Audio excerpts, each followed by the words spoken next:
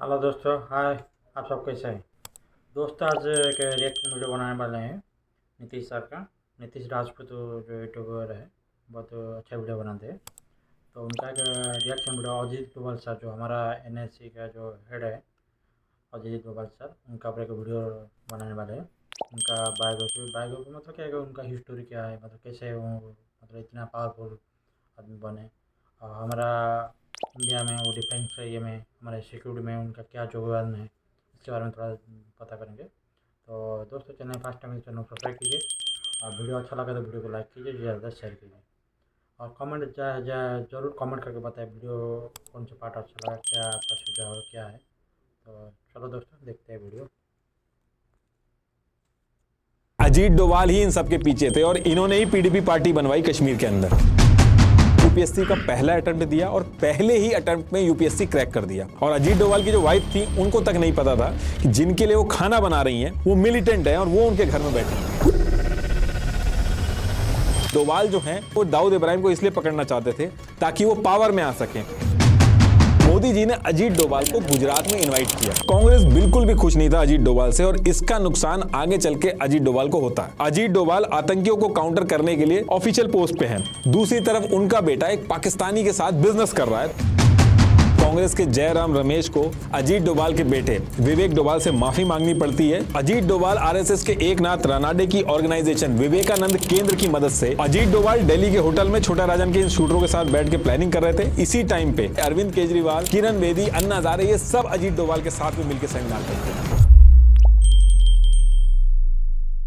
देखिए, 20 जनवरी 1945 का दिन था और इस दिन उत्तराखंड के पौड़ी गढ़वाल में, जहां मेजर जीएन डोभाल रहते थे, इनके घर में अजीत डोभाल जी का जन्म होता है। और अजीत डोभाल के जो फादर थे वो मेजर थे आर्मी में और इनकी जो मदर थी वो यूपी के फॉर्मर सीएम एचएन बहुगुणा की चचेरी बहन थी। अब क्योंकि इनके फादर आर्मी में थे तो आगे चल के उनका ट्रांसफर राजस्थान में हुआ, तो अजीत डोभाल जो थे वो भी वहीं अजमेर राजस्थान के इंडियन मिलिट्री बोर्डिंग स्कूल से ही अपनी स्कूलिंग पूरी करते हैं। और फिर इसके बाद ईयर 1967 में इन्होंने आगरा यूनिवर्सिटी से इकोनॉमिक्स में मास्टर डिग्री ली और उसके अगले ही साल ईयर 1968 में यूपीएससी का पहला अटेम्प्ट दिया और पहले ही अटेम्प्ट में यूपीएससी क्रैक कर दिया।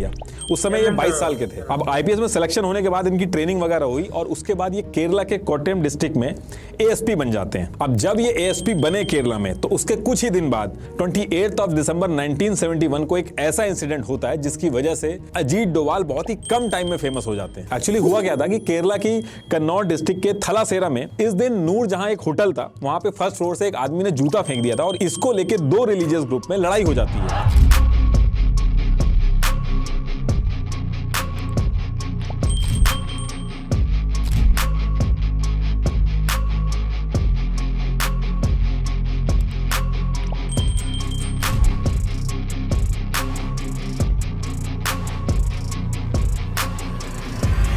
और फिर इस एरिया की सिचुएशन इतनी ज्यादा खराब हो जाती है कि दंगे स्टार्ट हो जाते हैं, लूटपाट शुरू हो जाती है। दोनों ग्रुप्स ने एक दूसरे की दुकानें जलाना, सामान लूटना शुरू कर दिया था। बात इतनी बढ़ गई थी कि इस एरिया में पुलिस तक जाने से डर गई थी। अब ऐसे में उस टाइम पे कांग्रेस की गवर्नमेंट थी और कांग्रेस के जो होम मिनिस्टर थे के करुणाकरन, इन पे बहुत ज्यादा प्रेशर हो गया था। तो ये एक ऐसे ऑफिसर को ढूंढ रहे थे जो इस एरिया में जाने से ना डरे, निडर हो और कैसे भी करके इन दंगों को रोक दे। तो उस टाइम पे जो सीनियर ऑफिसर थे उन्होंने बताया कि एक नया ऑफिसर आया, वो बहुत ही शार्प माइंडेड है और निडर है, तो वो इस काम के लिए सही रहेगा। तो जो सीनियर थे उन्होंने अजीत डोभाल का नाम सजेस्ट किया। तो इस सारे सीनियर ऑफिसर्स की बात मानते हुए के करुणाकरन जो थे, इन दंगों को रोकने की जो जिम्मेदारी थी वो अजीत डोभाल को दे देते हैं। और अजीत डोभाल इंस्ट्रक्शन मिलते ही 2 जनवरी 1972 को इस एरिया में पहुंच जाते हैं और जहां पहले ऑफिसर जो थे जो जाने में डर रहे थे, अजीत डोभाल पूरे एरिया में घूमने लगते हैं। अजीत डोभाल पूरे एरिया में घूम घूम के छोटी से छोटी जो डिटेल्स थी उनको कलेक्ट करना स्टार्ट कर देते हैं। अजीत डोभाल ने डायरेक्ट फोर्सेस का यूज करने की बजाय स्ट्रेटेजिक इंटेलिजेंस गैदरिंग टेक्निक का यूज किया। इन्होंने सिर्फ उन्हीं एरियाज में हैवी पुलिस डिप्लॉय की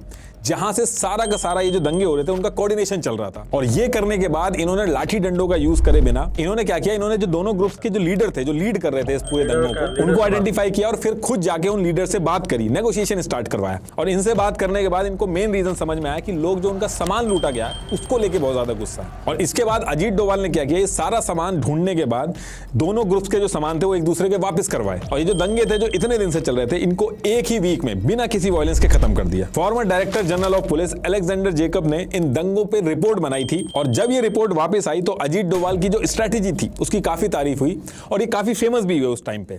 दिल्ली तक इनके बारे में बात स्टार्ट हो गई थी। उस टाइम पे कांग्रेस की सरकार थी और इंदिरा गांधी जी जो थी वो पीएम थी। तो कुछ ही महीनों में अजीत डोभाल को केरला स्टेट से निकाल के दिल्ली बुला लिया जाता है और मिड 1972 में ही इनको इंटेलिजेंस ब्यूरो यानी आईबी के डायरेक्ट ऑपरेशन विंग में ऐड कर दिया जाता है ताकि ये पूरे इंडिया के जो ऑपरेशंस हैं उनमें पार्टिसिपेट कर सके। और यहीं से अजीत डोभाल जो हैं वो जासूसी दुनिया के अंदर एंट्री मारते हैं और सेम ईयर में अजीत डोभाल शादी भी करते हैं और आगे चल के इनके दो बेटे होते हैं, विवेक डोभाल और शौर्य डोभाल। अभी ये जो दोनों बेटे हैं इनकी भी स्टोरी भी आएगी आगे। तो अब इधर दिल्ली के अंदर अजीत डोभाल अपने आईबी के जो ऑपरेशन थे उनके लिए अपने आप को प्रिपेयर करना स्टार्ट करते हैं। वहीं दूसरी तरफ मिजोरम को लेकर इंदिरा गांधी बहुत ज्यादा परेशान हो गई थी। एक्चुअली हुआ क्या था कि उस समय मिजोरम जो था वो असम का ही पार्ट था, वो अलग स्टेट नहीं था। तो मिजोरम का जो एरिया था वहां पे सूखा पड़ने की वजह से लोग 1.5 लाख रुपए का कॉम्पनसेशन मांग रहे थे और ना मिलने पर एक लाल डेंगा नाम का आदमी था, उसने Mizo national famine front MNFF बनाया और फिर आगे चल के इसका नाम मिजो नेशनल फ्रंट MNF कर दिया। तो ये जो लाल डेंगा था, जो मिजो पॉपुलेशन थी वहां की, उनके मुद्दों को लेकर सरकार को घेरता था और उनकी आवाज उठाता था। अब मिजोरम असम का हिस्सा था और असम के अंदर यह कर दिया गया था कि जिसको असमिया लैंग्वेज आती होगी उसको ही गवर्नमेंट जॉब मिलेगी। तो इसको लेके मिजो नेशनल फ्रंट MNF, ये जिसको लाल डेंगा चला रहा था, ये गवर्नमेंट के खिलाफ खड़ा हो जाता और आम जनता जो थी वो भी बहुत ज्यादा इनके सपोर्ट में आ जाती है और हालत तब आउट ऑफ कंट्रोल हो जाती है जब असम राइफल जो रेजिमेंट थी जिसमें मिजो पॉपुलेशन जो थी वो मेजोरिटी में थी, उनकी 2 बटालियन को डिसमिस कर दिया जाता है। तो अब जब ये 2 बटालियन डिसमिस कर दी जाती हैं तो जो सोल्जर्स थे इस बटालियन के वो अपने मिजो एरिया में वापस आते हैं, बहुत गुस्से में थे और इनमें से भी 7 मेन कमांडर थे जिनकी जॉब गई थी, वो वापस आके लाल डेंगा जो था वो उसके साथ जाके मिल जाते हैं कि गवर्नमेंट जो है बहुत ज्यादा नाइंसाफी कर रही है और हम लोगों को हथियार उठाने पड़ेंगे। अब यहां से लाल डेंगा और जो उसकी MNF थी वो बहुत स्ट्रांग हो जाती है, प्लस गवर्नमेंट के खिलाफ ये लोग मिलकर वायलेंस स्टार्ट कर देते हैं। मिजोरम को इंडिया से अलग करने की बातें स्टार्ट हो जाती है। इनफैक्ट BSF जो था उसके ऊपर अटैक कर देते हैं लोग और इंडियन फ्लैग को हटा के अपना फ्लैग लगा देते हैं और मिजोरम को एक नया देश अनाउंस कर देते हैं। आगे बढ़ने से पहले मैं एक कॉमन प्रॉब्लम डिस्कस करना चाहूंगा जो है miss alignment in teeth. Studies के अकॉर्डिंग 40 से 50% एडल्ट्स में टीथ मिस अलाइनमेंट देखी जाती है। अब सुनने में तो ये प्रॉब्लम बहुत छोटी लगती है, लेकिन आढ़े टेढ़े दांतों की वजह से सारे दांत जो हैं वो ठीक से क्लीन नहीं हो पाते हैं, तो प्लेग जैसी प्रॉब्लम भी हो सकती है। इनफैक्ट इससे स्पीच प्रॉब्लम भी होती है और हमारी ओरल हेल्थ भी अफेक्ट होती है। तो आप समझ सकते हो कि दांतों का अलाइनमेंट लुक्स के अलावा हमारी हेल्थ के लिए भी कितना इंपॉर्टेंट है। और अगर आपके भी दांतों का अलाइनमेंट ठीक नहीं है तो आपको टूथसी के टीथ अलाइनर से उन्हें सीधा करवाना चाहिए और इसके लिए आप टूथसी का एक फ्री डेंटल चेकअप शेड्यूल करा सकते हैं अपने घर पे या फिर इनके एक्सपीरियंस सेंटर्स में भी करवा सकते हैं, जो मैं खुद भी करा चुका हूं। इससे आपको बहुत अच्छे से अपने टीथ और ओरल हेल्थ का पता चल जाएगा। और अगर आपकी अलाइनमेंट ठीक नहीं है तो आप टूथसी के ही टीथ अलाइनर यूज करके 6 से 10 महीनों में अपने दांतों को सीधा करा सकते हैं। ये जो अलाइनर्स हैं ये इनविजिबल हैं और काफी कंफर्टेबल भी हैं और इनको निकालना और लगाना भी बहुत ईजी है और टूथसी देता है गारंटीड रिजल्ट। टूथसी ने 3 लाख से भी ज्यादा लोगों के स्माइल्स डिजाइन किए हैं और मैंने खुद कई लोगों को बढ़िया रिजल्ट्स मिलते देखा है। तो आज ही बुक कीजिए अपना फ्री टीथ स्कैन टूथसी की वेबसाइट या फिर ऐप से, link is in the description. तो टॉपिक पे वापस आते हैं। अब गवर्नमेंट के सामने सबसे बड़ी दिक्कत ये थी कि जो लोकल पॉपुलेशन थी उनका सपोर्ट MNF को बहुत ज्यादा था और जो 7 कमांडर थे इनको भी बहुत ज्यादा था। अब इंडियन गवर्नमेंट के सामने सबसे बड़ा चैलेंज ये आ रहा था कि जो लोकल पॉपुलेशन थी उनका सपोर्ट इस MNF, ये जो लाल डेंगा वाला MNF था, इनको बहुत ज्यादा था और अगर वो कोई मिलिट्री एक्शन भी लेते थे तो वो बैकफायर करता था इंडियन गवर्नमेंट को। तो ये एक बहुत कॉम्प्लिकेटेड सिचुएशन बन गई थी और इस कॉम्प्लिकेटेड सिचुएशन से निपटने के लिए अजीत डोभाल को मिजोरम के अंदर भेजा जाता। आईबी के एक फॉर्मर डायरेक्टर थे, उन्होंने कहा था कि अजीत डोभाल को भेजा नहीं गया था बल्कि उन्होंने खुद से कहा था कि मुझे भेजो वहां पे, मैं सारी चीजें वहां पे सही कर दूंगा। तो फिर इससे निपटने के लिए अजीत डोभाल को आईबी की local unit subsidiary intelligence bureau SIB का हेड बना के भेजा जाता है मिजोरम के अंदर। अब अजीत डोभाल जो थे वो मिजोरम में पहुंचने के 1 वीक के अंदर ही सारी छोटी से छोटी डिटेल्स इकट्ठी करना स्टार्ट कर देते हैं और इनको ये पता चलता है कि ये जो लाल डेंगा है इसकी सारी की सारी पावर इन 7 कमांडर की वजह से ही है और ये जो 7 कमांडर है और जो लाल डेंगा है इनके आपस में कुछ बन नहीं रही है, इनका कुछ कंफ्लिक्ट चल रहा है। और ये 7 कमांडर थे, इन्होंने अपना जो बेस बना रखा था वो म्यांमार की पहाड़ियों पे बना रखा था। तो अब यहाँ से अजीत डोभाल क्या करते हैं, वो एक स्पाई एजेंट बन के इन पहाड़ियों पे पहुंच जाते हैं। अब धीरे धीरे जो 7 कमांडर थे इनसे बात करना स्टार्ट करते हैं, इनका ट्रस्ट जीत लेते हैं और बहुत ही कम टाइम में इनके ड्रिंकिंग पार्टनर बन जाते हैं और रोज दारू वगैरह पीना स्टार्ट कर देते हैं इनके साथ। इनफैक्ट एक दिन इन 7 को अपने घर पे बुला के पोर्क खिला के पार्टी भी दी थी अजीत डोभाल ने। और अजीत डोभाल की जो वाइफ थी उनको तक नहीं पता था कि जिनके लिए वो खाना बना रही हैं वो मिलिटेंट है और वो उनके घर में बैठे हुए हैं। अब अजीत डोभाल जब पूरी तरीके से इन कमांडर्स का ट्रस्ट जीत लेते हैं तो इनको समझाने की कोशिश करते हैं कि तुम कैसे भी करके इंडिया के साथ आ जाओ, और अगर तुम इंडिया से मिल जाओगे तो मिजोरम को एक अलग से तो स्टेट बना ही दिया जाएगा, आप लोगों को मंत्री की जो पोजीशन है वो भी दे दी जाएगी, और ये जो छोटे मोटे इशू हैं आम जनता के वो भी रिजॉल्व कर दिए जाएंगे। और अगर ये सारी चीजें नहीं भी मानते हो तो इसमें आपका नुकसान है, इंडियन आर्मी एक ना एक दिन इसमें घुसेगी और ये सारी चीजें खत्म करेगी और आपके हाथ में कुछ भी नहीं लगेगा। तो इस तरीके से ईयर 1972 से लेकर 1974 तक कॉन्टिन्यूअस अजीत डोभाल इन लोगों को समझाते हैं और 7 में से 6 कमांडर जो थे उनको अपनी तरफ कर लेते हैं। और जैसे ये 7 में से 6 कमांडर इंडिया की तरफ मिल जाते हैं तो लालडेंगा बहुत ज्यादा वीक पड़ जाता है और उसको मजबूरी में इंडियन गवर्नमेंट के साथ पीस टॉक स्टार्ट करनी पड़ती है। साइकेत दत्ता एक जर्नलिस्ट थे, इन्होंने जब लालडेंगा का इंटरव्यू लिया तो लालडेंगा ने खुद ऑन रिकॉर्ड बोला कि ये जो अजीत डोभाल है ये मेरे 6 कमांडर ले गया था, इसलिए मेरे पास कोई ऑप्शन नहीं बचा था। और फिर इसके बाद मिजोरम एक अलग स्टेट बनता है और लालडेंगा इसके सीएम बनते हैं और इसका क्रेडिट भी अजीत डोभाल को जाता है। अब इधर अजीत डोभाल मिजोरम में थे और सेम टाइम पे सिक्किम जो कि एक प्रिंसली स्टेट था और वहां का जो राजा था पालदेन नमग्याल वो यूएस के एक हनी ट्रैप में फंस जाता है। यूएस की एक सीआई एजेंट थी होप क्रूक, इससे शादी कर लेता है और होप क्रूक जो कि एक यूएस की सीआई एजेंट थी वो सिक्किम की रानी बन जाती है और सिक्किम यूएस के इंस्ट्रक्शन पे चलने लगता है जिससे यूएस के इंटरेस्ट पूरे होते थे। अब इससे निपटने के लिए इंदिरा गांधी आरएनएडब्ल्यू के हेड आरएन काओ से बात करती हैं और उनको सिक्किम भेजती हैं। आरएन काओ जो थे वो एक प्लान बनाते हैं जिसमें यह था कि ये लोग सिक्किम की जो लोकल पार्टियां हैं, छोटी छोटी लोकल पार्टियां हैं, उनको सपोर्ट करेंगे, उनको बड़ा बनाएंगे और उनको राजा के खिलाफ कर देंगे। और जब राजा वीक होगा और उसको आम जनता का सपोर्ट नहीं होगा तो उसको हटाया जाएगा, वरना अभी अगर कुछ करेंगे तो आम जनता भड़क जाएगी और इंडिया के अगेंस्ट में जाएगी वो चीज। अब सिक्किम की ये जो छोटी छोटी पॉलिटिकल पार्टियां थी जिनको सपोर्ट करके राजा के खिलाफ करना था और आम जनता का सपोर्ट लेना था, ये टास्क जो था वो अजीत डोभाल को दिया गया। और अजीत डोभाल ये टास्क मिलते ही एक प्लान बनाते हैं और वो क्या करते हैं कि कांग्रेस पार्टी की एक सिक्किम की local unit Sikkim national Congress थी, इसके एक लीडर थे काजी डोरजी, इससे बात करके इसको सेट कर देते हैं और सारी चीजें एज पर प्लान कर ली जाती हैं। और बहुत ही कम टाइम में जो लोकल जनता थी वो सिक्किम नेशनल कांग्रेस के जो लीडर थे काजी, इसके सपोर्ट में बहुत ही कम टाइम में आ जाती हैं। अब काजी को अपनी पॉलिटिकल पार्टी को एस्टेब्लिश करने के लिए, बड़ा बनाने के लिए, लोगों का सपोर्ट के लिए जो भी पैसा था, हर तरीके का जो सपोर्ट था वो अजीत डोभाल ने काजी को दिया और इन सब की मदद से काजी आम जनता को अपने साथ जोड़ने में कामयाब हो जाता है और राजा के ऊपर प्रेशर बना के सिक्किम में इलेक्शन करवा लेता है और इसके साथ साथ इलेक्शन जीत के सिक्किम का पीएम भी बन जाता है। पीएम इसलिए बनता है कि उस पर्टिकुलर टाइम तक सिक्किम जो था वो इंडिया से उसका मर्जर नहीं हुआ था। अब एज पर प्लान काजी सिक्किम का पीएम बनने के कुछ ही दिन बाद इंदिरा गांधी को लेटर लिखता है और मदद मांगता है कि सिक्किम के हालात बहुत खराब होते जा रहे हैं और राजा अपनी मनमानी करके लोगों के अधिकार छीन रहा है, उनका नुकसान कर रहा है। और फिर इधर से इंदिरा गांधी मिलिट्री भेजती हैं और राजा और उसके पूरे पैलेस को सीज कर दिया जाता है। और फिर जब सारी चीजें कंट्रोल में आ जाती हैं तो इसके बाद सिक्किम में रेफरेंडम कराया जाता है जिसमें इंडिया के सपोर्ट में 97% लोग वोट करते हैं और सिक्किम कॉन्स्टिट्यूशन के 36th अमेंडमेंट से 16 मई 1975 को इंडिया का एक स्टेट बन जाता है सिक्किम। और जैसा वादा किया गया था, काजी डोरजी जो थे वो सीएम बनते हैं सिक्किम के। अब ये सारी सिचुएशन यूएस के हाथ से निकल जाती है और सारी चीजें इंडिया के कंट्रोल में आ जाती हैं। तो ये जो सीआई एजेंट थी ये राजा को तलाक देके वापस यूएस चली जाती है।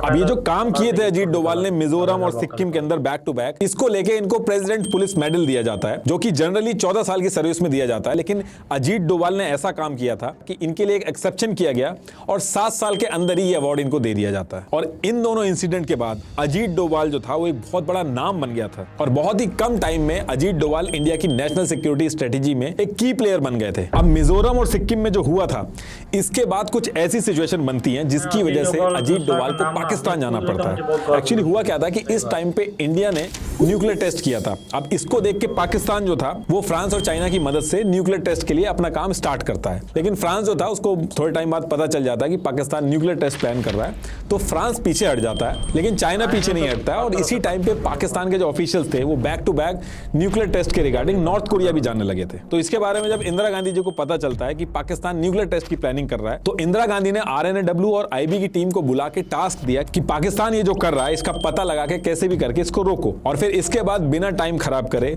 इंडियन इंटेलिजेंस एजेंसीज जो थी ये अपने सीक्रेट एजेंट्स को पाकिस्तान और चाइना भेजना स्टार्ट कर देती हैं। उस टाइम पे एजेंट्स को जब भेजा जाता था तो उनको इंडियन एम्बेसी में वैकेंसी दिखा के बुलाया जाता था। तो अजीत डोभाल जो थे उनको भी पाकिस्तान में इंडियन एम्बेसी का फर्स्ट सेक्रेटरी बना के पाकिस्तान में भेजा गया था। अजीत डोभाल पाकिस्तान के अंदर करीब 6 से 7 साल रहे थे, जिसमें से कुछ टाइम इन्होंने स्पाई बन के इंटेल भी निकाले। जैसे पाकिस्तान के कहूटा की जो लेबोरेटरी में न्यूक्लियर प्रोग्राम चल रहा था तो उस एरिया में ये बेगर बन के घूमते थे। जो हमारी RNAW वाली वीडियो थी जिसमें हमने बार्बर शॉप से बाल उठा के इंडिया भेजने वाला इंसिडेंट बताया और पाकिस्तान की न्यूक्लियर टेस्ट लैब में जो अपना बंदा प्लांट कर दिया था जो पैसे मांग रहा था, तो इन सारे इंसिडेंट में अजीत डोभाल भी इन्वॉल्व थे RNAW के साथ। जितने टाइम अजीत डोभाल पाकिस्तान में रहे बहुत सारे ऑपरेशन में इंडिया की हेल्प हुई और इस पूरे टाइम जब ये पाकिस्तान में रहे तो ये 2 बार पकड़े भी गए थे। एक बार ये इस्लामाबाद की फेमस औलिया की जो मजार थी वहां जा रहे थे तो एक आदमी ने रोक के इनके कान की पियर्सिंग को लेके पूछा था। दूसरा लाहौर में कवाली सुनते टाइम एक आदमी ने इनको बोला था कि तुम्हारी नकली दाढ़ी गिरने वाली है। तो ये 2 इंसिडेंट हुए थे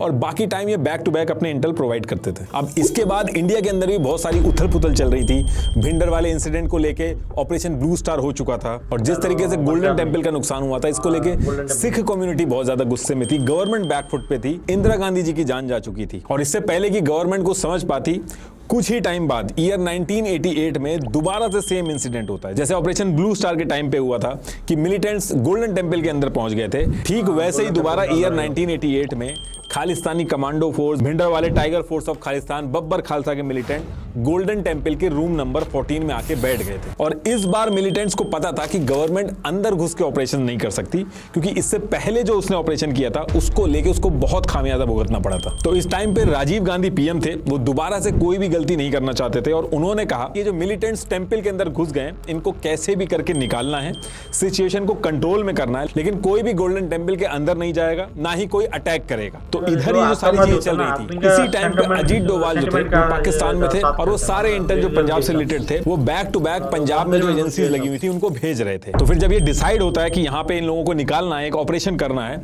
तो अजीत डोभाल को वापस बुलाया जाता है और ये जो पूरा ऑपरेशन था इसका हेड KPS गिल और अजीत डोभाल को बनाया जाता है और इस पूरे ऑपरेशन को ऑपरेशन ब्लैक थंडर नाम दिया जाता है। गोल्डन टेम्पल के चारों तरफ जो CRPF थी उन्होंने घेर रखा था, पोजीशन ले रखी थी, लेकिन आगे करना क्या है ये किसी को नहीं पता था। तो अब अजीत डोभाल क्या करते हैं, एक रिक्शे वाले का गेटअप लेके गोल्डन टेम्पल के आसपास घूमने लगते हैं।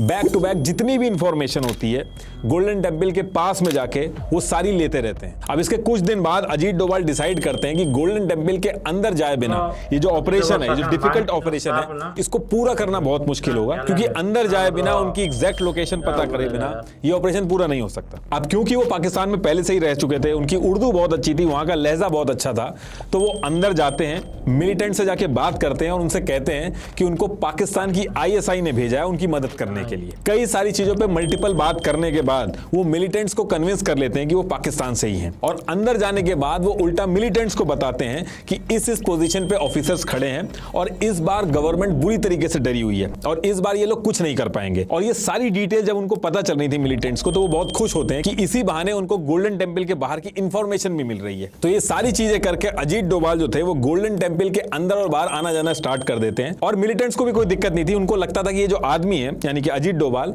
ये बाहर की इंफॉर्मेशन इन तक पहुंचा रहे हैं जिससे उनकी मदद होगी और उनका ऑपरेशन और अच्छे से होगा। अब इसके बाद अजीत डोभाल ने जब सारी पोजीशंस और डिटेल्स अंदर की इकट्ठी कर ली उसके बाद वो NSG कमांडो को बुलाने के लिए कहते हैं और सेम डे रात में ही IL-76 प्लेन से NSG कमांडो को बुला लिया जाता है और पुलिस की वर्दी में बुलाया जाता है और जो CRPF पहले से खड़ी थी उनको रिप्लेस करके उनकी जगह NSG कमांडो आ जाते हैं। अब इसके बाद अजीत डोभाल NSG की जो टीम थी उनको बता दे कि अंदर मिलिटेंट किस लोकेशन पे हैं, कितने हैं, कौन उनमें से लीडर है, प्लान क्या है, सारी चीजें समझा देते हैं। और इसके साथ साथ अजीत डोभाल एक चीज और करते हैं कि अंदर गर्मी बहुत ज्यादा थी तो वो पानी, फूड, इलेक्ट्रिसिटी इसको काट देते हैं और प्लान ये बनाया जाता है कि जब मिलिटेंट्स पानी पीने के बहाने बाहर आएंगे तब उनको निशाना बना के मार दिया जाएगा। और जब ये सारी चीजें हो जाती हैं तो 15 मई को मिलिटेंट्स का टॉप कमांडर जागीर सिंह पानी पीने के लिए बाहर निकलता है और जैसे ही वो बाहर निकलता है वहीं पे स्नाइपर उसको गोली मार देते हैं। तो जिस तरीके से पीने के लिए पानी नहीं था, इलेक्ट्रिसिटी नहीं थी, गर्मी बहुत थी, और बहुत ज्यादा दिन हो गए थे। इनफैक्ट उनका जो लीडर था उसको भी मार दिया गया था। तो अंदर जो मिलिटेंट्स थे उनका जो मोराल था वो टूट गया था।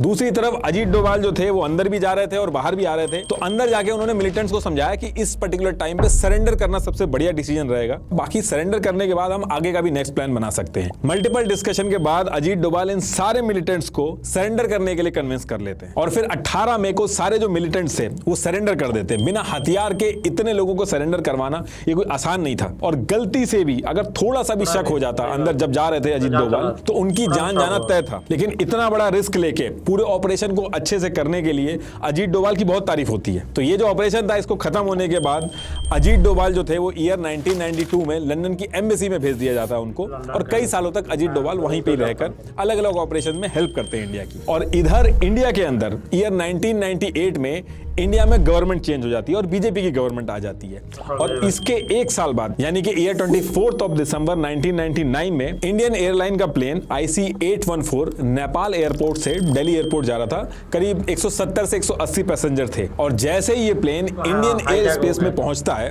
तो एक आतंकी ग्रुप था हरकत उल मुजाहिदीन, इसके 5 पाकिस्तानी आतंकी एयरप्लेन को हाईजैक कर लेते हैं। अब हाईजैक करने के बाद एग्जैक्टली कहां ले जाना था ये तो उस पर्टिकुलर टाइम पे क्लियर नहीं था, लेकिन ये जो प्लेन का पायलट था इसको पाकिस्तान की तरफ मोड़ने के लिए कहते हैं। लेकिन पायलट जो था वो कहता है कि इतना फ्यूल ही नहीं है। तो ये लोग थोड़ी देर तक डिस्कस करने के बाद ये डिसाइड करते हैं कि पहले इस प्लेन को अमृतसर में लैंड करा के फ्यूल भरवा लिया जाएगा, उसके बाद जाया जाता है, क्योंकि पैसेंजर तो इन्हीं के पास में थे तो ये बहुत कॉन्फिडेंट थे कि गवर्नमेंट कुछ कर नहीं पाएगी। तो एज पर प्लान ये लोग अमृतसर में ये प्लेन को उतार देते हैं, लेकिन टाइम बहुत ज्यादा लगने लगता है और इनको शक भी होता है कि इंडियन गवर्नमेंट शायद कुछ प्लान कर रही है। फिर अमृतसर से ये प्लेन उड़ा के पाकिस्तान में लैंड करवाते हैं, फिर वहां की गवर्नमेंट जब नहीं मानती है तो दुबई में लैंड करवाते हैं, फिर वहां से रिफ्यूल करवा के 25 दिसंबर 1999 को अफगानिस्तान के कांधार में उतार देते हैं। अब इंडिया को जब इसके बारे में पता चलता है तो इंडियन एम्बेसी के एक ऑफिसर जो कि इस्लामाबाद में पोस्टेड थे AR घनश्याम, इंडियन गवर्नमेंट इनको कांधार में भेज के वहां की गवर्नमेंट से कोऑर्डिनेट करके इस हाईजैक की डिटेल्स पता लगाने को कहती है कि प्लेन कहां पे लैंड है, इनकी डिमांड क्या है, ये सारी चीजें पता करने को कहती है। और ये जो आतंकी थे ये AR घनश्याम से बोलते हैं कि इंडियन गवर्नमेंट को बोल दो कि एक टीम बना के हमारे पास भेजें जिससे हम अपनी डिमांड जो है वो सारी चीजें डिस्कस कर सके। तो ये AR घनश्याम जब ये सारी चीजें इंडियन गवर्नमेंट को बताते हैं तो इंडियन गवर्नमेंट बिना टाइम गवाए 7 नेगोशिएटर मेंबर की एक टीम बना के कांधार भेज देती है और इस टीम में जानबूझ के अजीत डोभाल को रखा जाता है। एक तो ये रीजन था कि ईयर 1971 से लेके 1999 के बीच में 15 से ज्यादा हाईजैकिंग में जो नेगोशिएटर का काम था वो अजीत डोभाल ने किया था। दूसरा, इंडियन गवर्नमेंट को इनके ऊपर बहुत ज्यादा भरोसा था कि इस सिचुएशन को किसी न किसी तरीके से संभाल लेंगे। अब ये टीम कांधार पहुंचती है और अजीत डोभाल नेगोशिएशन करना स्टार्ट करते हैं। आतंकी बार बार अपनी डिमांड चेंज कर रहे थे, तो पहले तो अजीत डोभाल कहते हैं कि आप एक डिमांड पर टिके रहिए वरना ऐसे तो सिचुएशन खराब हो जाएगी। तो इसके बाद आतंकी एक पेपर पे लिख के अपनी सारी डिमांड प्लेन से बाहर फेंक देते हैं। उस पेपर के ऊपर लिखा था कि इंडिया की जेल में जो उनके 36 आतंकी हैं उनको छोड़ दिया जाए, साथ में $200 मिलियन भी दिया जाए। अब शुरू में तो मना कर दिया जाता है कि ये डिमांड नहीं पूरी करी जाएगी, लेकिन दिक्कत ये थी कि इंडिया के अंदर प्रेशर बहुत ज्यादा था। पैसेंजर्स की जो फैमिली थी और मीडिया जो था वो चारों तरफ से गवर्नमेंट को घेर रही थी। ऊपर से अगर गवर्नमेंट कुछ प्लान भी करती किसी ऑपरेशन को लेके तो पाकिस्तान का एयर स्पेस को यूज करके वहां पे ऑपरेशन परफॉर्म करना पड़ता और पाकिस्तान के ऊपर इंडिया को भरोसा नहीं था। अफगानिस्तान के भी लोग मिले हुए थे, तो कुछ भी अगर ये प्लान करते तो सारी की सारी डिटेल जो थी इन हाईजैकर्स के पास पहुंच जाती। और अगर उसके बाद भी अगर ऑपरेशन कुछ प्लान करते उनको हटाने का तो ये भी बहुत ज्यादा चांसेस था कि ये पूरे के पूरे प्लेन को ही उड़ा देते और सारे के सारे पैसेंजर थे उनकी जान चली जाती। तो ऑपरेशन करने की तो कोई भी पॉसिबिलिटी नहीं बन रही थी। तो जैसे तैसे करके अजीत डोभाल इनसे मल्टीपल डिस्कशन करते हैं और इनको एग्री करवा लेते हैं कि 36 तो नहीं लेकिन 3 आतंकी को छोड़ दिया जाएगा। और आतंकी जो था इनसे बात करने के बाद मान भी जाते हैं। तो फिर इसके बाद अजीत डोभाल तीनों आतंकियों को दे के पैसेंजर छुड़वा तो लेते हैं, लेकिन इंडिया के लिए बहुत बड़ा सेटबैक था। अब इस इंसिडेंट के बाद अजीत डोभाल ने ऐसे इंसिडेंट से निपटने के लिए नेशनल सिक्योरिटी को और ज्यादा स्ट्रॉन्ग किया। नेशनल सिक्योरिटी को और ज्यादा स्ट्रॉन्ग करने के लिए अलग अलग स्टेप्स उठाए, जिसमें से मल्टी एजेंसी सेंटर MAC और joint task force on intelligence JTFI ये सब बनाना स्टार्ट किया। अब ये सारी चीजें चल तो रही थी, लेकिन ईयर 1998 में जब से बीजेपी की गवर्नमेंट आई थी ये डिस्कशन स्टार्ट हो गए थे कि अजीत डोभाल बीजेपी के होम मिनिस्टर लाल कृष्ण आडवाणी के बहुत क्लोज हैं और उस टाइम पे LK आडवाणी जी ने अजीत डोभाल की रिपोर्टिंग डायरेक्टली अपने पास कर ली थी। और ये क्लोजनेस देख के बाकी जो सीनियर ऑफिसर थे और ऑपोजिशन लीडर जो थे वो अजीत डोभाल से इतना ज्यादा खुश नहीं थे। इनफैक्ट इसी टाइम पे RNAW के चीफ का सिलेक्शन होना था, जिसके लिए अजीत डोभाल से ज्यादा एक्सपीरियंस और सीनियर ऑफिसर जो थे वो लाइन में थे, लेकिन उसके बाद भी RNAW की चीफ की पोजीशन के लिए अजीत डोभाल का नाम सबसे आगे रिकमेंड किया गया था और इनका चीफ बनना तय था। लेकिन लास्ट मोमेंट पे क्या होता है कि national security adviser Brijesh Mishra, इनके रिकमेंडेशन की वजह से इस चीज को रोक दिया जाता है और अजीत डोभाल नहीं बन पाते। और सिर्फ इतना ही नहीं था, इस टाइम पे एक दो चीजें और ऐसी होती है जिसकी वजह से कांग्रेस बिल्कुल भी खुश नहीं था अजीत डोभाल से, और इसका नुकसान आगे चल के अजीत डोभाल को होता है। एक्चुअली हुआ क्या था कि कश्मीर में दो मेन पॉलिटिकल पार्टी थी उस टाइम पे, शेख अब्दुल्ला की नेशनल कॉन्फ्रेंस और दूसरी तरफ मुफ्ती मोहम्मद सईद की डेमोक्रेटिक नेशनल कॉन्फ्रेंस। तो उसी टाइम पे कांग्रेस भी अपनी प्रेजेंस जो थी वो कश्मीर के अंदर चाहती थी ताकि कश्मीर से वो एकदम अलग ना हो जाए। नेशनल सिक्योरिटी के लिए भी ये चीज बहुत इंपॉर्टेंट थी। लेकिन कांग्रेस का कश्मीर में जीतना बहुत ही मुश्किल था, तो कांग्रेस ने मुफ्ती मोहम्मद सईद को अपनी तरफ कर लिया, कांग्रेस की स्टेट यूनिट का प्रेसिडेंट भी बना दिया और फिर आगे चल के कैबिनेट मिनिस्टर की भी पोजीशन दी। और साथ में आगे चल के अगर कांग्रेस जीतती है तो कश्मीर का सीएम बनाने का भी वादा किया मुफ्ती से। तो इन सब चीजों की वजह से जो मुफ्ती थे वो कांग्रेस में आ गए थे और इनकी जो पार्टी थी वो भी कांग्रेस में मर्ज हो गई थी। कांग्रेस ने मुफ्ती को काम दिया था कि कैसे भी करके कश्मीर में कांग्रेस को स्ट्रांग करो, ताकि कांग्रेस पावर में आएगी तभी उनको सीएम बनाया जाएगा। और मुफ्ती जो थे वो कांग्रेस को स्ट्रांग करने का काम अपना शुरू कर देते हैं कश्मीर के अंदर। अब ये बातें तो हो गई थी कि ये कांग्रेस जीतेगी फिर ये सीएम बनेंगे, लेकिन ये प्रोसेस बहुत लंबा था। तो इसी बीच में कांग्रेस क्या करती है कि कश्मीर में अपनी प्रेजेंस के लिए शेख अब्दुल्ला से हाथ मिला लेती है और इलेक्शन लड़ने लगती है उसके साथ मिलकर। तो इस चीज से मुफ्ती बिल्कुल भी खुश नहीं थे। और जब बीजेपी की गवर्नमेंट आती है तो अजीत डोभाल को मल्टीपल टाइम कश्मीर में भेजा जाता है। अजीत डोभाल ने मुफ्ती से मल्टीपल मीटिंग की और मुफ्ती से बहुत अच्छी दोस्ती भी हो गई थी अजीत डोभाल की। इनकी दोस्ती के थोड़े टाइम बाद ही मुफ्ती जो थे वो कांग्रेस के लॉन्ग टर्म विजन पे लात मार के कांग्रेस को छोड़ देते हैं और जन मोर्चा ज्वाइन कर लेते हैं। और जन मोर्चा से इन्हें कैबिनेट की पोजीशन भी ऑफर हो जाती है। और फिर आगे चल के मुफ्ती यहां से भी हटके पीडीपी भी बना देते हैं, जिससे कश्मीर की पूरी पॉलिटिकल इक्वेशन जो होती है वो चेंज हो जाती है और कांग्रेस को बिल्कुल पसंद नहीं आती ये चीज। तो यही सारे रीजन थे जिसकी वजह से अजीत डोभाल से कांग्रेस खुश नहीं थी। Farmer director of IB and former secretary of RNAW ने अपनी बुक में भी ये चीज मेंशन की है कि अजीत डोभाल ही इन सब के पीछे थे और इन्होंने ही पीडीपी पार्टी बनवाई कश्मीर के अंदर। Ajit gradually drifted away to the other side, to Mufti Sahib. Then the story, one of the stories attributed to him is that he played a role in creating the PDP. तो इधर कश्मीर में ये सारी चीजें चल रही थी, दूसरी तरफ आईबी का नया डायरेक्टर बनाया जाना था क्योंकि जो पहले था उसका टेन्योर खत्म हो रहा था और अजीत डोभाल का आईबी का नया डायरेक्टर बनना तय था क्योंकि सीनियरिटी के हिसाब से भी देखा जाता तो अजीत डोभाल ही बनते। लेकिन होता क्या है कि 31 जुलाई 2004 को कांग्रेस की सरकार बन जाती है। अब कांग्रेस को अजीत डोभाल को आईबी का नया डायरेक्टर तो बनाना पड़ता है, लेकिन कांग्रेस ने जो 2 साल का टेन्योर होता था उसको कम करके 8 महीने का कर दिया था। और फिर इसके बाद आगे चल के 2005 में अजीत डोभाल जो है वो रिटायरमेंट ले लेते हैं और अजीत डोभाल जी के जाने के बाद जो नया आईबी डायरेक्टर बनाया गया ESL नरसिम्हन, उनका जो टेन्योर था वो पूरा 2 साल का ही रखा गया, उनका कम नहीं किया गया। तो इस चीज के भी एलिगेशन कांग्रेस के ऊपर लगे कि जानबूझ के कांग्रेस ने अजीत डोभाल का टेन्योर 2 साल से कम करके 8 महीने का कर दिया था। लेकिन अजीत डोभाल जो थे वो देश के बाहर तो दिमाग लगा ही रहे थे, देश के अंदर भी उससे ज्यादा दिमाग लगा रहे थे। और फिर आगे चल के कुछ ऐसी चीजें हुई जिसकी वजह से वो दोबारा पावर में आए। तो देखिए अजीत डोभाल रिटायर तो हो गए थे, लेकिन उसके बाद भी इनके पास जो इतने सालों का एक्सपीरियंस और स्किल्स थी उसका यूज करके ही अपनी पर्सनल कैपेसिटी में इंटेलिजेंस एजेंसीज के साथ मिलकर काम कर रहे थे। अब जिस ईयर ये रिटायर हुए थे, सेम ईयर 2005 में दाऊद इब्राहिम की बेटी महरुख की शादी पाकिस्तान के क्रिकेटर जावेद मियांदाद के बेटे जुनैद से 9 जुलाई को मक्का में होनी थी और उसका जो रिसेप्शन था 23 जुलाई को दुबई के ग्रैंड हयात में रखा गया था। अब ये चीज डोभाल को पता चल जाती है कि इस पर्टिकुलर फंक्शन में दाऊद इब्राहिम आने वाला है। ये ऐसा मौका था कि जहां पे दाऊद की लोकेशन कंफर्म थी, लेकिन फिर भी इस जगह पे दाऊद को पकड़ने के लिए अगर कोई ऑपरेशन किया जाए तो उसके फेल होने के चांसेस बहुत ज्यादा थे और फेल होने पे इंडिया की जो इमेज थी उस पर बहुत बड़ा डेंट लगता। इसलिए इंडिया किसी भी तरीके से कमांडो ऑपरेशन से बच रही थी। अब यहां से अजीत डोभाल एक प्लान बनाते हैं। इन्होंने दाऊद इब्राहिम के दुश्मन छोटा राजन को रीच किया। छोटा राजन जो था वो पहले दाऊद इब्राहिम के ही गैंग का मेंबर था, लेकिन फिर इनमें लड़ाई हो जाती है। इनफैक्ट एक बार दाऊद इब्राहिम ने बैंकॉक में छोटा राजन पर अटैक भी करवाया था। तो ये सारी चीजें जो थी वो अजीत डोभाल को पता थी, तो वो छोटा राजन को अपने नेटवर्क का यूज करके रीच करते हैं और छोटा राजन को कन्विंस कर लेते हैं कि यहाँ पे साथ में मिलकर दाऊद इब्राहिम को मारा जा सकता है। छोटा राजन जो था वो मान जाता है इस चीज के लिए और बॉर्डर पार करवा के अपने गैंग के 2 शूटर विकी मल्होत्रा और फरीद तानाशाह को इंडिया भेजता है। इस ऑपरेशन के लिए अजीत डोभाल जो है वो इनकी ट्रेनिंग इंडिया की एक सीक्रेट लोकेशन पे करवाना स्टार्ट कर देते हैं। टाइम बहुत ही कम था इस पूरे ऑपरेशन के लिए, लेकिन बहुत ही कम टाइम में अजीत डोभाल ने इनके नकली पासपोर्ट, दुबई की टिकट वगैरह सब अरेंज करा दिए गए थे। अब यहाँ पे एक दिक्कत आ जाती है।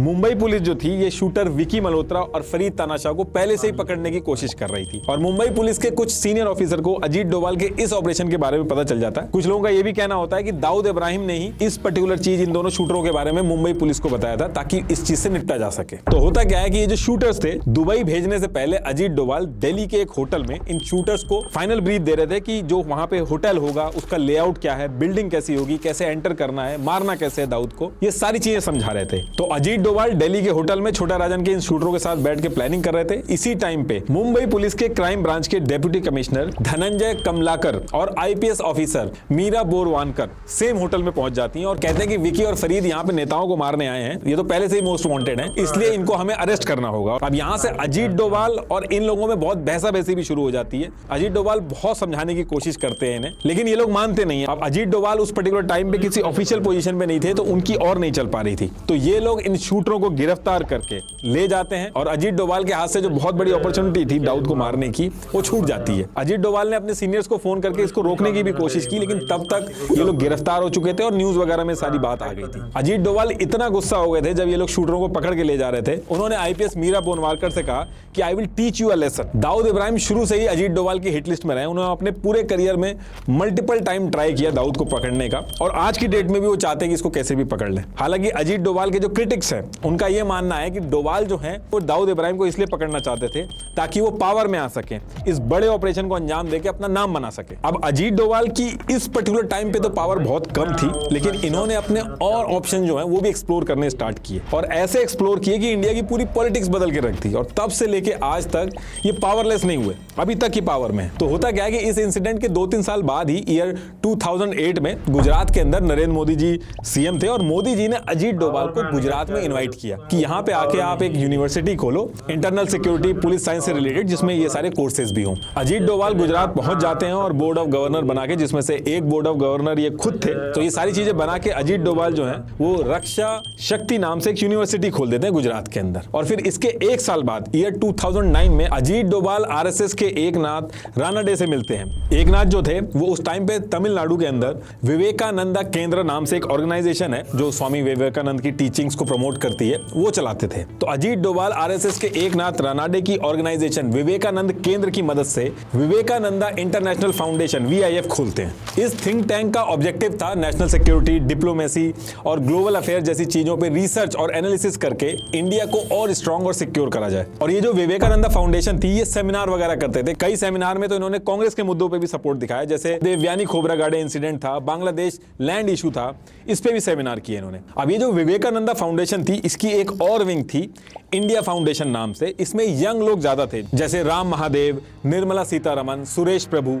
तो सेम ईयर यानी कि 2009 में अजीत डोभाल के बेटे शौर्य डोभाल जो सऊदी और यूएस में इन्वेस्टमेंट बैंकर थे, ये इंडिया वापस आके इस इंडिया फाउंडेशन, ये जो थिंक टैंक बनाया था इन्होंने, इसको ज्वाइन कर लेते हैं। अब अभी तक तो सारी चीजें ठीक चल रही थी, लेकिन विवेकानंद फाउंडेशन पूरे इंडिया के अंदर न्यूज में आता है ईयर 2011 में। विवेकानंदा फाउंडेशन क्या करती है कि एक रिपोर्ट पब्लिश करती है। इस रिपोर्ट का नाम था Indian black money abroad in secret banks and tax haven. अब ये जो रिपोर्ट थी इन्होंने कांग्रेस को सबमिट नहीं की, बल्कि इनके ऑपोजिशन, उस समय बीजेपी ऑपोजिशन में थी, इनको सबमिट करते हैं। और फिर ये सबमिट करने के बाद ये लोग इससे रिलेटेड 2 सेमिनार करते हैं जिसमें बाबा रामदेव, अन्ना हजारे, अरविंद केजरीवाल, किरण बेदी, सुब्रमण्यम स्वामी सब पहुंचते हैं। तो अभी भले ही सिचुएशन चेंज हो गई हो, लेकिन उस टाइम पे अरविंद केजरीवाल, किरण बेदी, अन्ना हजारे ये सब अजीत डोभाल के साथ में मिलकर सेमिनार करते थे। तो इसके बाद देश भर में ब्लैक मनी और करप्शन को लेकर प्रोटेस्ट स्टार्ट हो गए थे। तो कांग्रेस उस समय पावर में थी और ये जो विवेकानंदा फाउंडेशन थी ये उनके लिए एक सरदर्द बन गई थी। तो कांग्रेस ने IB के थ्रू इस ऑर्गेनाइजेशन को सर्विलांस पे डाल दिया था और इस पर नजर रखती थी, लेकिन तब तक बहुत देर हो चुकी थी, उसका कोई असर नहीं होता है। फिर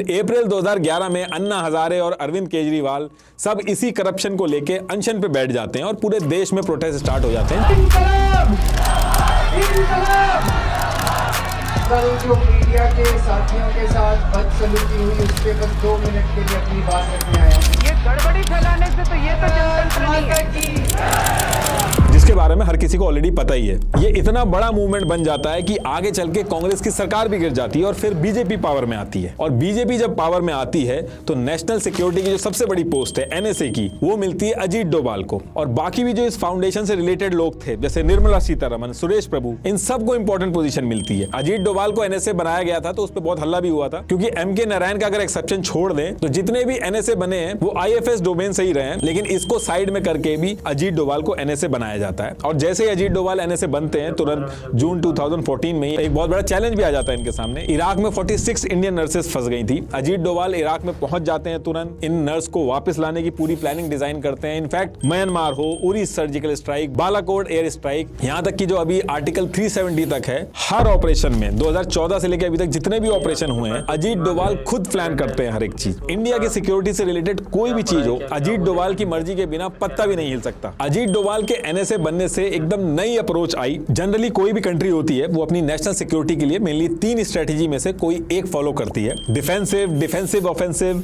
या फिर ऑफेंसिव। इंडिया ने मोस्टली इंडिपेंडेंस के बाद से डिफेंसिव स्ट्रेटेजी अपनाई है। इसमें क्या होता है, आर्मी, इंटेलिजेंस सब एक्टिव होते हुए भी बस अपने पर होने वाले जो अटैक होते हैं उसको रोकते हैं। लेकिन अजीत डोभाल ने इंडियन नेशनल सिक्योरिटी को थोड़ा सा शिफ्ट किया। इन्होंने डिफेंसिव ऑफेंसिव स्ट्रेटेजी जो होती है वो रेकमेंड की, जिनके रिजल्ट पहले के कंपैरेटिवली ज्यादा अच्छे निकले, अटैक कम हुए। लेकिन ईयर 1998 से अभी तक, जब से बीजेपी की गवर्नमेंट आई है, तब से अजीत डोभाल के रिश्ते जो है वो कांग्रेस से बहुत खराब हुए और time to time Ajit Doval के ऊपर और इनकी फैमिली के ऊपर एलिगेशन भी लगते रहे। तो इंडिया के बाहर दुश्मनों से लड़ने के साथ साथ अजीत डोभाल को अपनी और अपनी फैमिली के ऊपर लगे एलिगेशन से भी लड़ना होता है। जैसे मैंने आपको बताया था कि अजीत डोभाल के जो बेटे थे शौर्य डोभाल, वापस आके इन्होंने इंडियन फाउंडेशन, इससे आके ये जुड़ गए थे। लेकिन साइड में ये अपनी इन्वेस्टमेंट कंपनी भी चलाते थे जिसका नाम टॉर्च इन्वेस्टमेंट था। इसको पहले जीज कैप भी बोलते थे। इसका हेडक्वार्टर जो है वो सिंगापुर में है। लेकिन इसको लेके भी दिक्कत खड़ी हो गई थी। ये जो इन्वेस्टमेंट कंपनी थी इसमें एक पाकिस्तानी जिसका नाम सैयद अली अब्बास था, वो को फाउंडर था इस कंपनी का। तो कांग्रेस ने इस पे कहा कि एक तरफ देश का एनएसए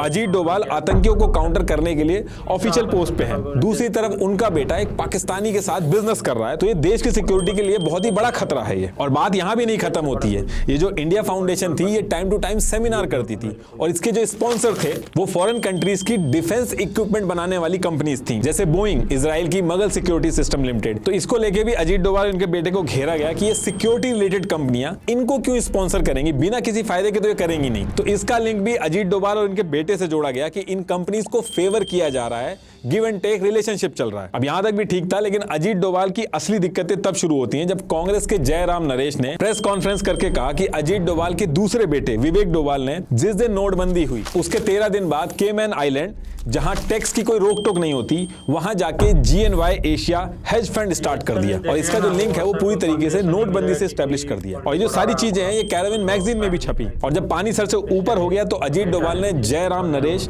और कैरावन मैगजीन के ऊपर क्रिमिनल डिफेमेशन केस कर दिया। और जब ये केस कोर्ट में जाता है तो कांग्रेस के जयराम रमेश को अजीत डोभाल के बेटे विवेक डोभाल से माफी मांगनी पड़ती है और विवेक डोभाल रिटर्न में भी माफी लेते हैं। ये उस माफी की कॉपी है। तो देखिए अजीत डोभाल की जो लाइफ है वो किसी फिल्म स्टोरी से कम नहीं है। और चाहे देश के बाहर लड़ना हो या अंदर लड़ना हो और 3 बार एनएसए बन के पावर अपने हाथ में रखना हो, इनको कैबिनेट मिनिस्टर तक की रैंक दी गई है। और यही रीजन है कि इनको देश के अंदर लोग असली चाणक्य कहते हैं, क्योंकि ये पहले ऐसे एनएसए हैं जिनके हाथ में इतनी पावर रही, इतने बड़े बड़े लोग इनके पीछे पड़े, लेकिन पावर इनके हाथ से कोई खींच नहीं पाया। और जब गवर्नमेंट तक इनके हिसाब से नहीं रही तो वो गवर्नमेंट ही पावर में नहीं रही। और लास्ट में आपको फिर से बता दूं कि टूथसी की वेबसाइट जरूर चेक करना for their invisible teeth aligner. ये मेटल ब्रेसेस की तरह ही काम करते हैं पर दिखते नहीं है, बिल्कुल इनविजिबल है। अपना फ्री टीथ स्कैन बुक करने के लिए डिस्क्रिप्शन में दिए गए लिंक पर क्लिक करना ना भूलें। Thank you.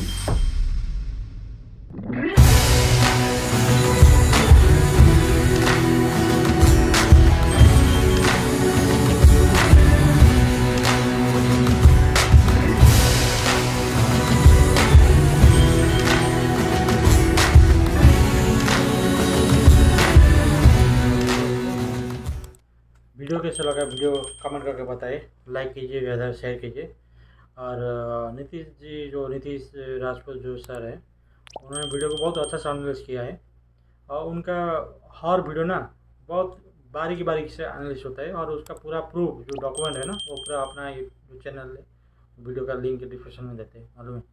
तो दोस्तों ज़रूर, मतलब ये देश का जो सुरक्षा होता है ना, इसमें कड़ा फैसला लिया जाता है। लेकिन अजीत डोभाल जो सर है ना, वो देश के लिए बहुत कुछ किया है। मैं कभी मैं मानता हूँ ना, ऐसा आदमी ना बहुत कम आदमी मिलता देश को।